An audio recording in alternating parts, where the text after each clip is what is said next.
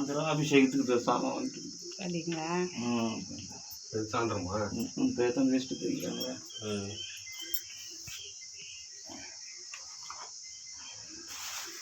படையில் எல்லாம் ரெடி பண்ணி எடுத்து வருவாங்க பொங்கு.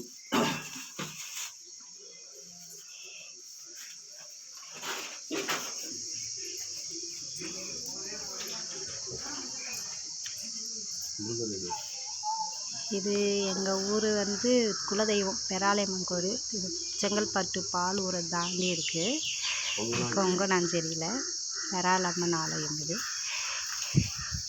இங்கே பக்கத்தில் பார்த்திங்கன்னா இங்கே முருகர் இருக்கார். அதுக்கப்புறம் இந்த சைடு பார்த்திங்கன்னா விநாயகர் இருக்கார். அப்படியே வந்து இங்கே வந்து அம்மன் வந்து சிங்கத்து இது இல்லைங்களா, வாகனம் இருப்பாங்க. அப்படியே வந்தீங்கன்னா இங்கே தனியாக வந்து பாருங்க, இங்கே ஒரு முருகர் இருப்பார் தனியாக. அப்படியே வச்சுட்டு வந்தீங்கன்னா நவகிரகம் இருக்கும்.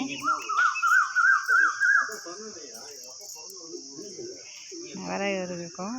அப்படியே பார்த்திங்கன்னா போகும். இங்கே வந்து பாருங்கள் எவ்வளோ அழகாக ஆலமரம். இது அந்த ஆலமரத்துலேயே பார்த்திங்கன்னா அந்த அம்மா ஊர்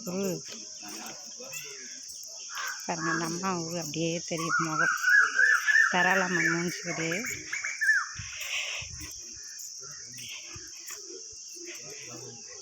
அப்படியே பாருங்கள் எவ்வளோ பெரிய ஆலமரம் பாருங்கள். பார்த்திங்கன்னா செம்ம பெருசு ஆலமரம். அப்படியே வந்தீங்கன்னா பக்கத்தில் குளம். அந்த குளத்தில் பாருங்களேன் எவ்வளோ தாமரைப்பூ. நான் ஒரு வருஷம் இங்கே குலதெய்வத்துக்கு வர சொல்ல நல்லா தாமரைப்பூ பூத்துருக்கும். அது பாருங்கள் எவ்வளோ தாமரைப்பூ பாருங்கள். பக்கத்தில் அதே தாமரைப்பூ. அது பக்கத்தில் இங்கே ஒரு ஐயா விநாயகர் இருப்பார் பாருங்கள். இங்கே இருந்துட்டு விநாயகர். அதுக்கப்புறம் இங்கே பெருமாள் ஒருத்தர் இருப்பார்.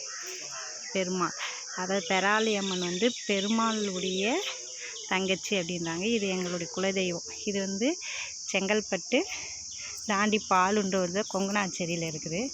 பாருங்கள் எவ்வளோ அழகாக இருக்குது. பார்த்திங்கன்னா அப்படியே அந்த இது தீபம் பாருங்கள். அம்மானு எவ்வளோ அழகாக இருக்கிறாங்க பாருங்கள். சிம்ம வாகினி அழகாக இருக்காங்க பாருங்கள். பெராளம்மன் இவங்களு தான் தின்னிங்கன்னா அப்படியே வந்து கோயில் பாருங்க. அப்படியே கோயில் வந்தீங்கன்னா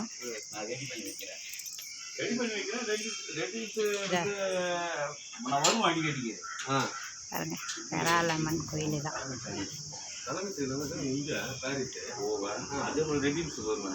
பெராளம்மன் கோயில் இவர் பூசாரி. இவர்கிட்ட கால் பண்ணிட்டு தான் நாங்கள் வந்து இங்கே வந்து பூஜை பண்ணோம். ஆனால் பௌர்ணமி அமாவாசையில் தான் ரெடி பண்ணுவோம். பண்ணிங்கன்னா கொஞ்சம் பவர் அதிகமாக இருக்கும். பவர் இல்லையா நல்லது அது.